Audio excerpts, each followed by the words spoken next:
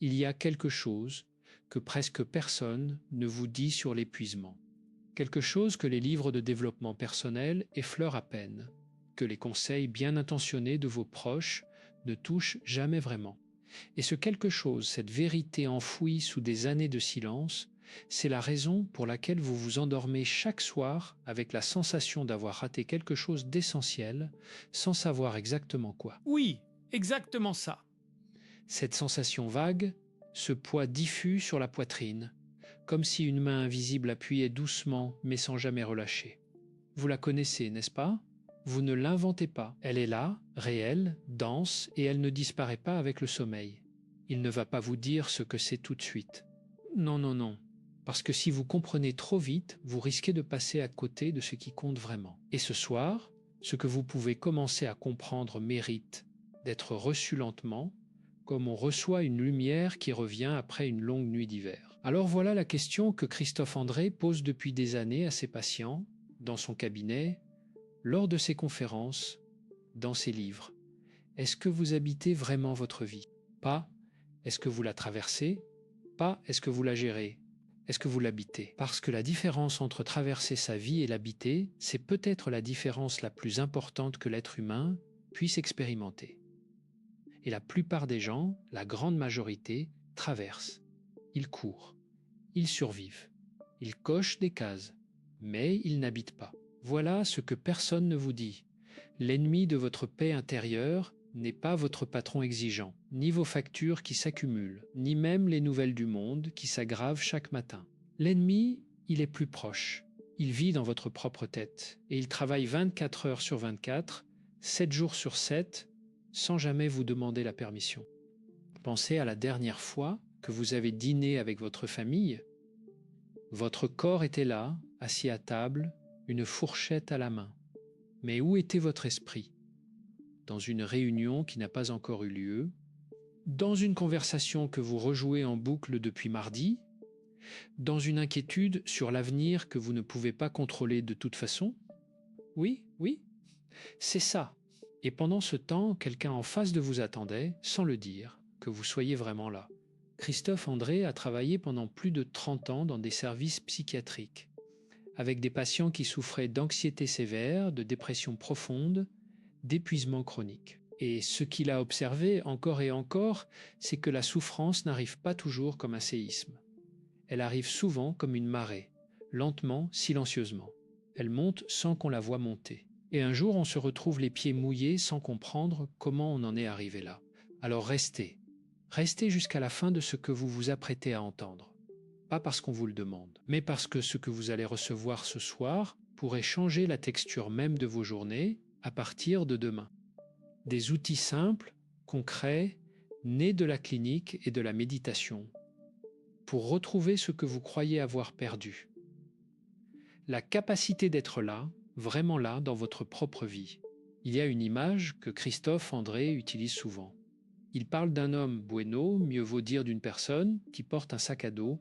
Ce sac, elle le porte depuis si longtemps qu'elle a oublié qu'il est là. Elle marche courbée, elle s'essouffle dans les montées, elle ne comprend pas pourquoi la promenade lui semble si difficile, et puis un jour, quelqu'un lui dit « Pose ton sac ». Juste une seconde, et elle découvre quelque chose d'extraordinaire. Elle découvre le poids qu'elle portait. C'est exactement ce que fait le stress chronique. Il ne crie pas, il s'installe, il devient normal, il devient vous. Et vous finissez par ne plus savoir à quoi ressemble la légèreté.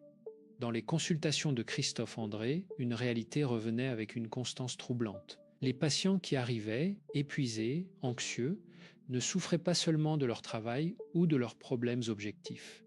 Ils souffraient de leur rapport au temps, ils vivaient partout sauf maintenant. Leur esprit était perpétuellement en train de digérer le passé ou d'anticiper l'avenir, laissant le présent complètement vide, complètement inhabité. Quand est-ce que vous avez regardé le ciel pour la dernière fois sans penser à autre chose en même temps? Quand est-ce que vous avez bu votre café du matin en goûtant vraiment son amertume, sa chaleur, sa vapeur? Quand est-ce que vous avez serré quelqu'un dans vos bras en étant entièrement présent dans cette étreinte? Si ces questions vous font hésiter, si elles vous obligent à chercher loin, très loin dans votre mémoire récente, alors ce que vous allez entendre ce soir n'est pas optionnel, c'est urgent. Si vous vous reconnaissez dans ce que vous entendez, si ce portrait vous touche de près, peut-être avez-vous envie de partager ce que vous ressentez. Un seul mot dans les commentaires suffit. Juste un mot pour dire où vous en êtes, parce que vous n'êtes pas seul dans cette salle. Beaucoup de personnes regardent en ce moment même, avec le même poids sur les épaules, le même questionnement dans le regard. Et si vous ne voulez pas rater les prochaines réflexions, les prochaines conversations de ce genre, vous savez ce qu'il vous reste à faire. Mais revenons à l'essentiel. Revenons à cette vérité que personne ne vous dit vraiment. Imaginez un mardi soir d'octobre. Il est 20 heures passées. La table est mise, les enfants sont là, ou peut-être votre partenaire, ou peut-être vous êtes seul face à votre assiette. La lumière est douce, la nourriture est chaude. Tout ce qu'il faut pour un moment de paix est réuni. Et pourtant, quelque chose manque. Ou plutôt, quelqu'un manque. Vous manquez. Votre attention est ailleurs, quelque part entre une réunion de demain matin et une conversation que vous auriez dû avoir différemment il y a 3 jours. Votre corps est à table. Votre esprit est en guerre. C'est ça, la présence physique sans présence mentale. Et c'est, sans exagération aucune, l'une des formes de solitude les plus douloureuses qui existent. Pas la solitude d'être seul. La solitude d'être avec quelqu'un qui est là, mais qui n'est pas là. Christophe André ne le dit pas pour culpabiliser. Il le dit parce qu'il a vu ce que ça produit au fil des années, au fil des consultations. Il a vu des couples qui ne s'étaient pas regardés vraiment, pas vraiment, depuis des mois. Des parents qui réalisaient un dimanche, presque par accident, que leur enfant avait grandi pendant qu'ils étaient distraits. Des hommes et des femmes de 45, 50 ans qui venaient le voir non pas parce qu'il s'était passé quelque chose de grave, mais parce qu'il ne s'était rien passé du tout. Rien de mémorable, rien de vivant. Une vie qui s'était coulée comme du sable entre des doigts serrés et qui était partie quand même. Voilà la vraie question qui doit résonner ce soir. Est-ce que vous voulez vous réveiller dans 10 ans avec cette même sensation? Est-ce que vous voulez regarder en arrière et voir une décennie de pilote automatique? Parce que voici ce que la science nous dit sur le pilote automatique. Une étude menée par des chercheurs de Harvard, et Christophe André cite souvent ce travail dans ses conférences, a montré que le cerveau humain passe en moyenne 47% de son temps de veille aéré loin de ce qu'il est en train de faire. 47%, presque la moitié de votre vie éveillée. Et ces mêmes chercheurs ont constaté quelque chose de remarquable. Les gens étaient moins heureux pendant ces moments d'errance mentale, peu importe ce à quoi ils pensaient, même si c'était quelque chose d'agréable. L'esprit qui vagabonde est un esprit qui souffre. Ce n'est pas une métaphore, c'est de la neurologie. Alors posons-nous la question directement. Qu'est-ce qui se passe dans un cerveau chroniquement stressé? Qu'est-ce qui se passe dans un corps qui porte ce poids depuis des mois, depuis des années parfois? L'amygdale, cette petite structure en forme d'amande au cœur du cerveau émotionnel, se met en état d'alerte permanent. Elle grossit, au sens propre du terme, elle devient hyperactive et elle commence à voir des menaces partout, dans un email mal formulé, dans un silence de votre partenaire, dans un regard de votre supérieur. Dans rien, dans tout. Et pendant ce temps, le cortex préfrontal, ce qui vous permet de raisonner, de relativiser, de prendre du recul, se retrouve progressivement mis hors circuit. L'anxiété ne rend pas stupide, non. Mais elle rend aveugle à l'essentiel.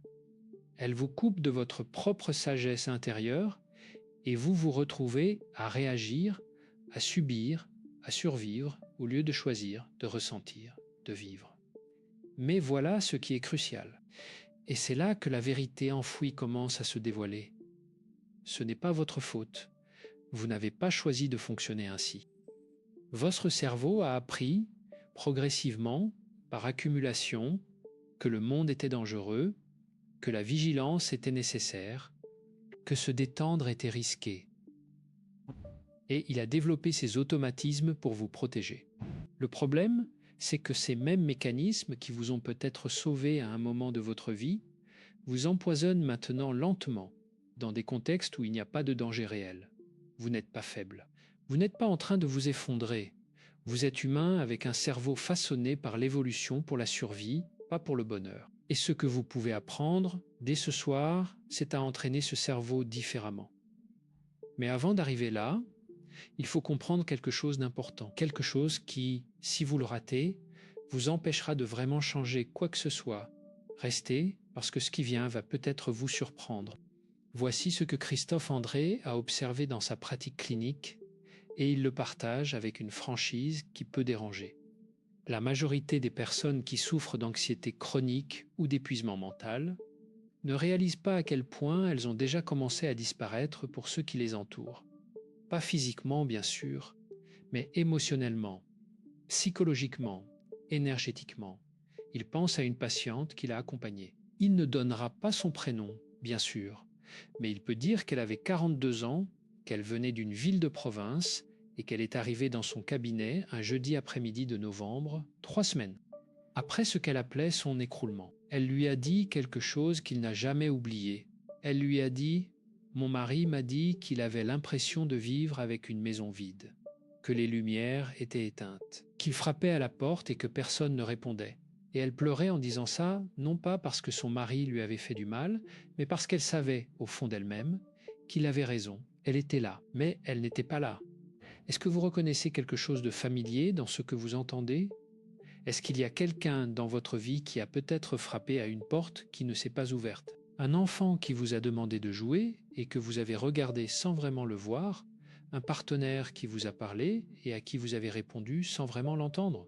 Ce n'est pas un jugement. C'est une invitation à prendre conscience. Parce que la conscience, selon Christophe André, est le premier acte de guérison. Avant les techniques, avant les exercices, avant tout, il faut voir ce qui est, sans se brutaliser, avec la douceur qu'on aurait pour un ami qui souffre. Et maintenant, voilà l'escalade. Voilà ce qui se passe si on ne fait rien, parce qu'il faut le dire clairement, avec toute la bienveillance du monde, mais clairement quand même. Le stress chronique non traité, l'anxiété qui tourne en boucle, l'épuisement mental qui s'installe comme un locataire indésirable, tout cela ne reste pas statique. Non, non, ça évolue, ça progresse. Et la progression ne va pas dans le bon sens. Les neurosciences sont formelles sur ce point.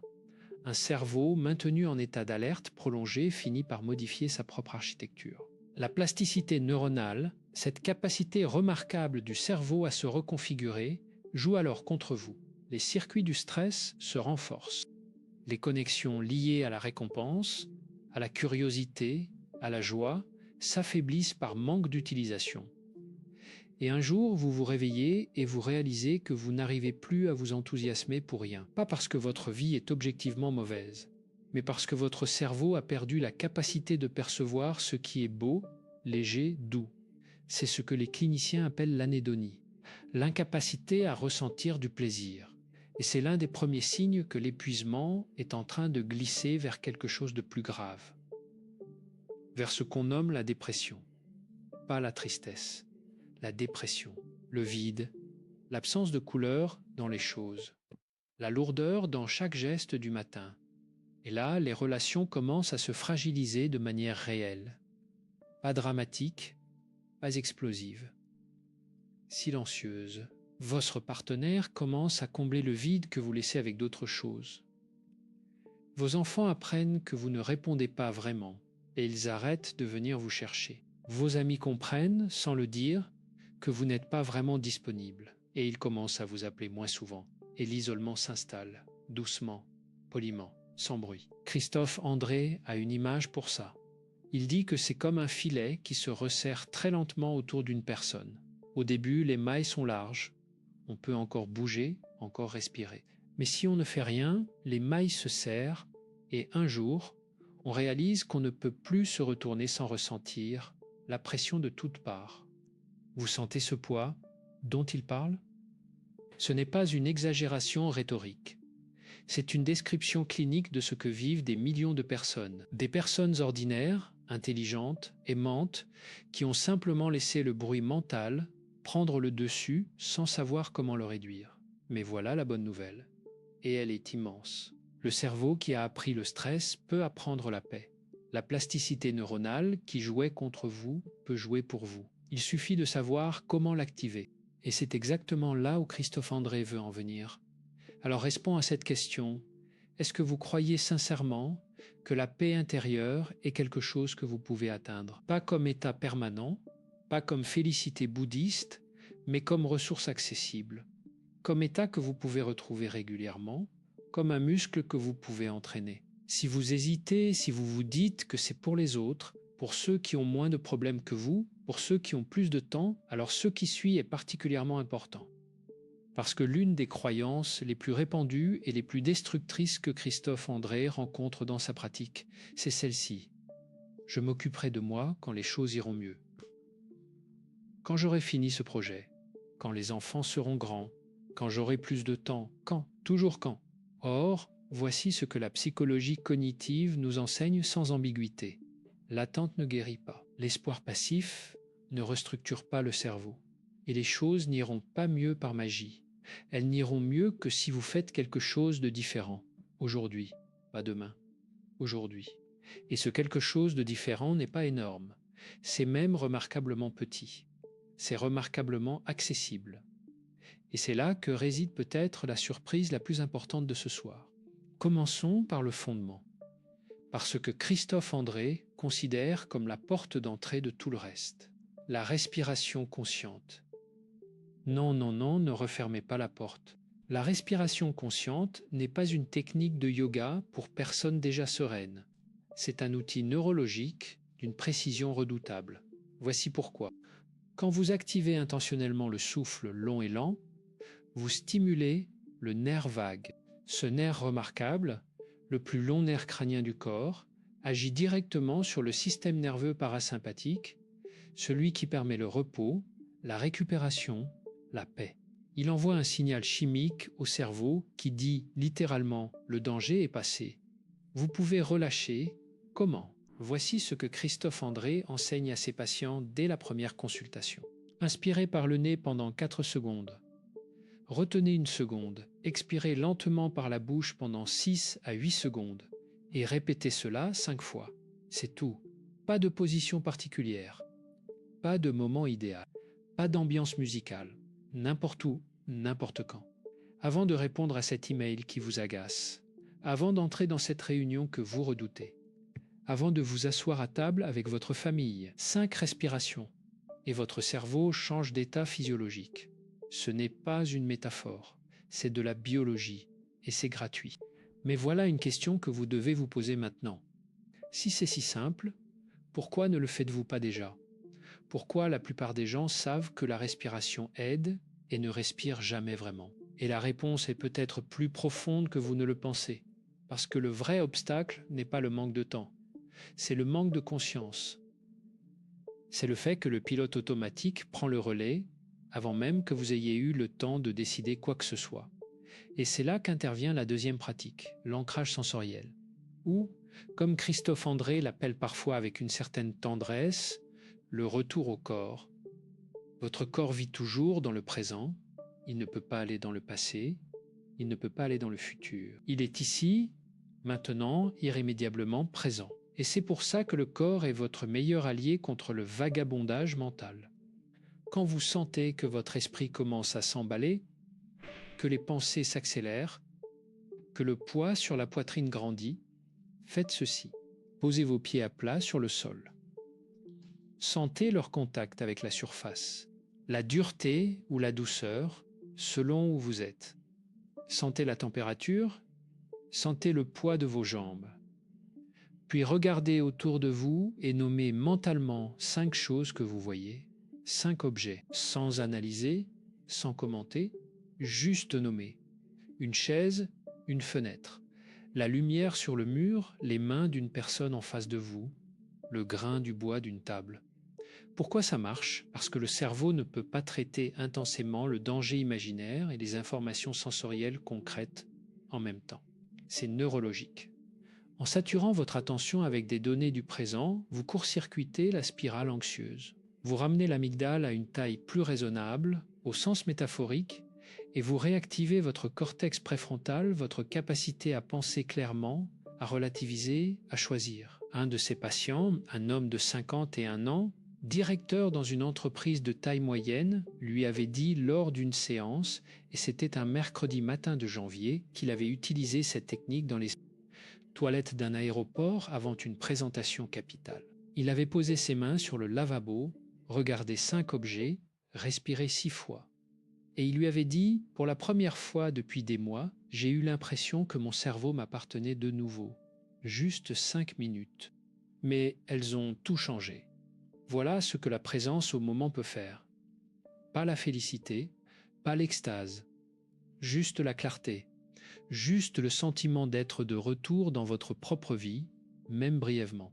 Mais il faut aller plus loin, parce que les outils d'urgence sont précieux, mais ils ne suffisent pas à transformer le fond. Pour ça, il faut travailler avec ce que la psychothérapie cognitive appelle les schémas de pensée automatique. Qu'est-ce que c'est exactement? Ce sont des pensées qui surgissent si vite, si automatiquement, que vous ne les percevez même plus comme des pensées. Vous les percevez comme des réalités. Si quelqu'un ne répond pas à votre message, vous pensez immédiatement « il est fâché contre moi ». Si vous faites une erreur au travail, vous pensez « je suis incompétent ». Si votre enfant est triste, vous pensez « c'est ma faute ». Ces pensées ne sont pas des vérités. Elles sont des interprétations. Souvent des interprétations biaisées, colorées par la fatigue, par l'anxiété, par l'histoire personnelle. Et voici quelque chose de fondamental que Christophe André enseigne avec patience. Vous n'êtes pas vos pensées. Vous êtes celui ou celle qui observe les pensées. La pensée passe. L'observateur reste. Bueno, mieux vaut dire cela autrement parce que c'est si important. Imaginez votre esprit comme un ciel. Les pensées sont des nuages. Certains sont légers et blancs. D'autres sont lourds, gris, menaçants. Mais le ciel, lui, reste toujours là, derrière les nuages. Vous êtes le ciel, pas les nuages. La pratique de la psychothérapie cognitive consiste donc à apprendre à observer les nuages sans vous y accrocher, sans les croire, sans les laisser définir qui vous êtes ou ce que vous valez. Comment? Par une simple question, la plus puissante peut-être que Christophe André connaisse. Quand une pensée anxieuse surgit, quand la spirale commence, posez-vous cette question. Est-ce que je sais avec certitude que c'est vrai? Pas. Est-ce que c'est possible? Pas. Est-ce que ça pourrait arriver? Est-ce que je sais avec certitude que c'est vrai? La réponse, presque toujours, est non. Et ce non est une ouverture, une petite fissure dans le mur de la certitude anxieuse. Et dans cette fissure entre un peu de lumière. Voilà une donnée que peu de gens connaissent sur l'anxiété. Des études en neurosciences cognitives montrent que 85% des choses que les personnes anxieuses redoutent ne se produisent jamais. Jamais. Et dans les 15% restants, la situation se révèle généralement bien plus gérable que ce que la peur avait prédit. Ce que ça signifie, concrètement, c'est que votre cerveau anxieux est un narrateur extraordinairement mauvais. Il est dramatique, catastrophiste et presque toujours dans le faux. Ce n'est pas une critique, c'est une libération. Parce que si votre cerveau se trompe si souvent, vous pouvez commencer à ne plus le croire systématiquement. Vous pouvez développer une relation différente avec vos propres pensées. Une relation de curiosité plutôt que d'identification. Une relation d'observateur plutôt que de victime. Et ça, c'est le début de la vraie liberté intérieure. Mais il y a une troisième pratique que Christophe André considère comme l'une des plus transformatrices sur le long terme, et elle est tellement simple que vous pourriez être tenté de la rejeter. Ne le faites pas, c'est la pratique de la gratitude consciente. Non, non, pas les listes de gratitude vaguement optimistes qu'on trouve dans les livres de développement personnel, pas les formules creuses, quelque chose de bien plus profond, de bien plus ancré dans la réalité. Chaque soir, avant de dormir, Christophe André suggère de faire une chose, une seule. Cherchez dans la journée qui vient de s'écouler un moment où vous avez ressenti quelque chose de bon. Pas nécessairement une grande joie, peut-être juste la chaleur d'une tasse de thé, le sourire d'un inconnu dans la rue. Le silence pendant 5 minutes dans votre voiture avant d'entrer à la maison. Un rayon de soleil sur votre main à travers une fenêtre. Et puis, restez avec ce moment. Pas 10 secondes. Au moins 20, 30 secondes. Respirez avec ce souvenir. Laissez-le se déposer dans votre corps, pas seulement dans votre tête. Sentez-le physiquement, dans votre poitrine, dans vos épaules, dans le relâchement de votre mâchoire. Pourquoi est-ce si important? Parce que le cerveau humain a un biais négatif puissant. Il est câblé pour enregistrer les menaces, les problèmes, les douleurs, beaucoup plus intensément que les expériences positives. c'est de l'évolution, c'est là pour vous protéger. Mais dans un monde moderne où les vraies menaces vitales sont rares, ce biais vous fait percevoir votre quotidien comme bien plus sombre qu'il ne l'est réellement. La pratique de la gratitude consciente, la vraie, celle qui prend le temps de laisser le positif s'imprimer dans la mémoire, compense ce biais. Elle reconfigure progressivement la façon dont votre cerveau lit la réalité. Et les neurosciences confirment cela. Des études sur la neuroplasticité montrent que cette pratique régulière, pratiquée pendant au moins 4 semaines consécutives, modifie mesurablement l'activité dans les circuits de récompense et de régulation émotionnelle. Autrement dit, vous pouvez littéralement réentraîner votre cerveau à percevoir plus de lumière. Ce n'est pas du romantisme, c'est de la biologie.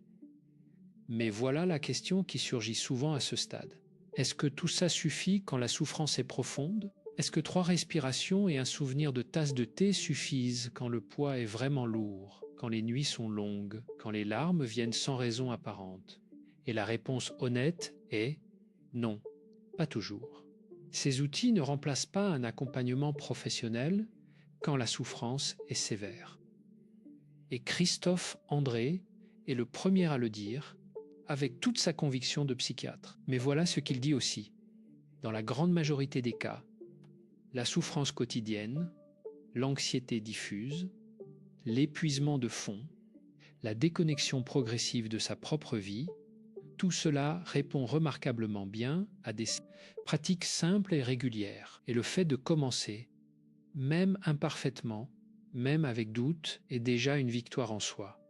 La perfection n'est pas le but. La régularité l'est. 10 minutes par jour de pratique consciente valant infiniment plus qu'une heure, une fois par mois. Alors parlons de cette régularité. Comment créer des habitudes qui tiennent? Parce que le problème, vous le savez, n'est pas de manquer de bonne volonté. C'est que la bonne volonté seule ne suffit pas. Le cerveau résiste au changement. Il préfère l'effort connu à la nouveauté, même si la nouveauté est bénéfique. Voici ce que la recherche comportementale, et Christophe André s'appuie souvent sur ces données, nous enseigne. Les nouvelles habitudes s'ancrent bien plus facilement quand elles sont liées à des habitudes existantes. Pas à un moment idéal qui n'arrive jamais. Pas à une condition qui n'est jamais remplie, mais à quelque chose que vous faites déjà chaque jour. Vous prenez votre café le matin, ce sont vos 5 respirations. Vous montez dans votre voiture pour aller au travail, ce sont vos 30 secondes d'ancrage sensoriel avant de démarrer. Vous vous couchez le soir, c'est votre moment de gratitude consciente. Ces mini-pratiques, insérées dans les plis de votre quotidien existant, créent ce que les chercheurs appellent des points d'ancrage comportementaux. Et avec le temps, elles deviennent aussi naturelles, aussi automatiques que ce café du matin. Sauf qu'elles transforment votre chimie cérébrale dans le bon sens. Et maintenant, il faut revenir à quelque chose d'essentiel. Quelque chose qui attend depuis le début de cette conversation. Ce mystère qu'il avait posé au tout début, cette vérité que presque personne ne vous dit sur l'épuisement. La voici enfin. L'épuisement n'est pas la conséquence de trop travailler. Oh ma bien, ce n'est pas seulement ça.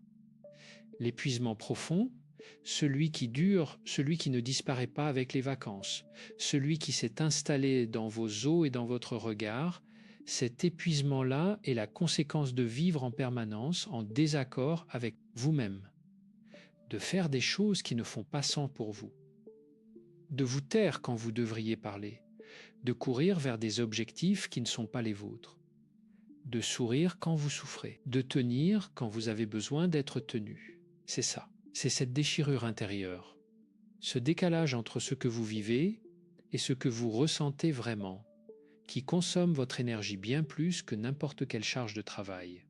Et la pleine conscience, la vraie, pas comme technique de relaxation, pas comme mode de gestion du stress, mais comme façon d'être au monde est précisément l'antidote à cette déchirure. Parce qu'être présent, vraiment présent, c'est être en accord avec ce qui est. C'est ressentir ce qu'on ressent sans le censurer. C'est voir ce qu'on voit sans le filtrer. C'est toucher la réalité de sa vie avec les mains nues, sans gants, sans armure. Est-ce que c'est parfois douloureux? Oui, oui bien sûr. Être présent à sa propre vie, peut signifier être présent à sa propre souffrance. Et c'est effrayant. C'est pour ça que l'évitement, la fuite dans le passé ou dans l'avenir, dans les écrans, dans le bruit, dans l'activisme frénétique, c'est pour ça que tout ça est si tentant. Parce que c'est une façon de ne pas avoir à sentir ce qui fait mal. Mais voilà ce que Christophe André a observé et il le dit avec toute la douceur et la conviction que 30 ans de clinique lui ont donné. La douleur qu'on évite ne disparaît pas. Elle grossit dans l'ombre. Elle se transforme en anxiété, en colère, en vide, en mur invisible entre vous et les autres. La douleur qu'on regarde en face, qu'on accueille avec une certaine tendresse, elle finit par se transformer. Pas toujours vite, pas toujours facilement, mais elle se transforme. Accueillir ne veut pas dire souffrir passivement. Ça veut dire oui à la réalité de ce qui est, pour pouvoir ensuite agir depuis un endroit de clarté plutôt que depuis un endroit de fuite. Et c'est là que les relations peuvent se transformer aussi. Parce que quand vous êtes présent à vous-même, vous pouvez l'être aux autres. Quand vous n'êtes plus en guerre contre votre propre intérieur, vous avez de l'espace pour l'intérieur des autres. Quand vous ne portez plus seul ce poids invisible, vos mains deviennent libres pour tenir ce que vous aimez. Il a vu des couples se retrouver après des années de dérive silencieuse, simplement parce que l'un d'eux avait commencé à pratiquer la présence, simplement parce que l'un d'eux avait appris à poser son sac, même brièvement. Et cet espace créé par la présence, cet espace de quelques secondes, de quelques minutes, avait suffi à laisser entrer quelque chose que les deux croyaient perdu, la connexion, la reconnaissance, le sentiment d'être vu. Christophe André parle souvent de ce qu'il appelle les petits moments de plénitude, ces instants où la vie ordinaire devient tout à coup lumineuse. Pas parce que quelque chose d'exceptionnel se passe, mais parce que vous êtes là, totalement là, pour le recevoir. L'odeur du pain chaud, le rire de votre enfant, la façon dont la lumière du soir change la couleur des murs de votre cuisine. Le son de la pluie sur une fenêtre fermée, ces moments existent dans votre vie. Ils ont toujours existé. Vous les avez peut-être simplement traversés sans les habiter. Et la bonne nouvelle, la très bonne nouvelle, c'est qu'ils ne demandent pas d'être créés, ils demandent d'être reçus. Alors voilà ce qu'ils vous proposent, concrètement, pour ce soir, pour cette nuit qui vient, pour cet espace entre l'éveil et le sommeil qui est peut-être le moment le plus honnête de votre journée. Avant de vous endormir ce soir, ne regardez pas votre téléphone, pas ces dernières minutes. Posez-le et allongez-vous simplement dans l'obscurité ou dans la lumière douce, selon ce que vous aimez. Et faites ceci en 5 étapes, chacune simple, chacune accessible, même si vous êtes épuisé, surtout si vous êtes épuisé. La première, sentez votre corps contre le matelas, sa lourdeur, le contact des draps, la température de l'air. Soyez là dans ce corps, dans ce lit, dans cette chambre. Rien d'autre. 20 secondes. La deuxième, respirez, longue et lent. Inspirez en comptant jusqu'à 4. Expirez en comptant jusqu'à 7. Faites cela 5 fois. Et avec chaque expiration, imaginez que vous déposez une partie du poids de la journée. Pas que vous le résolvez. Juste que vous le posez temporairement pour cette nuit. La troisième, cherchez un moment de la journée qui a été doux. Même infime. Même bref. Un sourire. Un silence agréable. Une lumière. Un goût. Restez avec ce moment 30 secondes. Laissez-le se déposer dans votre poitrine. La quatrième, pensez à une personne que vous aimez. Une seule. Et adressez-lui mentalement quelque chose de simple. Quelque chose comme « Je veux être plus présent pour toi, pas demain, aujourd'hui encore ». Cet acte mental, cette intention silencieuse n'est pas du tout anodin. Des études en psychologie positive et en neurosciences sociales montrent que les intentions relationnelles activent les mêmes circuits neuronaux que les comportements effectifs. Votre cerveau commence à se préparer à la connexion avant même qu'elle ait lieu. La cinquième, lâchez la journée, lâchez les problèmes non résolus. Lâchez ce que vous auriez dû dire et que vous n'avez pas dit. Lâchez ce que vous auriez dû faire et que vous n'avez pas fait. Non pas parce que ça n'a pas d'importance, mais parce que cette nuit, votre cerveau et votre corps ont besoin de repos pour être capables demain de mieux faire, mieux être, mieux aimer. Le lâcher n'est pas une capitulation, c'est une sagesse. Et demain matin, quand vous vous réveillerez, avant de prendre votre téléphone, avant de vérifier vos emails, avant de lancer la machine de la journée, prenez 30 secondes. Juste 30 secondes pour sentir que vous êtes vivant, que vous respirez, que vous êtes là, que cette journée qui commence est la seule que vous aurez jamais. Pas une répétition, pas un brouillon, la vraie. Parce que voilà ce que Christophe André veut vous laisser avec ce soir. Une conviction simple, profonde, portée par des années de pratique clinique et de méditation personnelle. La vie ne se passe pas dans les grands moments. Elle se passe dans l'espace entre les grands moments. Dans ces milliers d'instants ordinaires que vous traversez chaque jour en pilote automatique sans les remarquer. Et chacun de ces instants est une invitation. Une petite invitation discrète, presque timide, à revenir à vous-même, à revenir à ceux que vous aimez, à revenir à cette vie qui vous appartient et qui attend patiemment que vous la rejoigniez vraiment. Est-ce que c'est difficile de changer? Oui, bien sûr que c'est difficile. Le changement est toujours un peu inconfortable. Il demande de l'attention là où l'automatisme était commode. Il demande de la douceur là où la dureté envers soi-même était habituelle. Il demande de la patience là où l'impatience était la règle. Mais il dit aussi ceci avec tout le sérieux de sa conviction clinique. Vous en êtes capable. Pas parce que vous êtes exceptionnel, bien que vous l'êtes à votre façon unique, mais parce que cette capacité est inscrite dans votre biologie, dans votre cerveau, dans votre corps. La paix intérieure n'est pas un luxe pour les gens sans problème, c'est une compétence, et toute compétence s'apprend. Il pense à tous ceux qu'il a vu passer la porte de son cabinet au fil des années. Des hommes et des femmes de tous âges, de toutes conditions, portant des fardeaux très différents. Et ce qu'il a observé, ce qui le touche encore après toutes ces années, c'est la résilience extraordinaire de l'être humain quand il se sent accompagné, quand il se sent compris, quand il a des outils concrets entre les mains. Les gens ne demandent pas la perfection, ils demandent une direction, ils demandent un chemin, et ce chemin existe. Il part de là où vous êtes, pas d'un endroit idéal que vous n'avez pas encore atteint. De là, exactement là, avec la fatigue d'aujourd'hui, avec les inquiétudes d'aujourd'hui, avec le poids que vous portez aujourd'hui. Et si vous ne deviez retenir qu'une seule chose de ce que vous avez entendu ce soir, qu'une seule phrase à emporter avec vous dans la nuit qui vient, ce serait peut-être celle-ci. Le moment présent est le seul endroit où votre vie peut vraiment se vivre. Pas dans le souvenir de ce qui était, pas dans l'espoir de ce qui sera.